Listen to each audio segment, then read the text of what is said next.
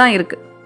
நீங்க ஒரு கணவனாகவோ மனைவியாகவோ இருந்து உங்க லைஃப் பார்ட்னரை ஒரு உயிரா கூட மதிக்காம அடிமையா நடத்தும் போது நீங்க இந்த சமுதாயத்துல எவ்வளோ பெரிய ஆளா வேணா இருக்கலாம், கோடி கோடியா சம்பாதிக்கலாம், 1க்கு 10 வீடு வச்சிருக்கலாம், 1க்கு 10 கார் வச்சிருக்கலாம், நீங்க ரோட்ல நடந்து போனாலே ஒரு 100 பேர் சல்யூட் அடிக்கலாம், இப்படி பெயர் புகழ் அந்தஸ்து எவ்வளோ வேணா இருக்கலாம்.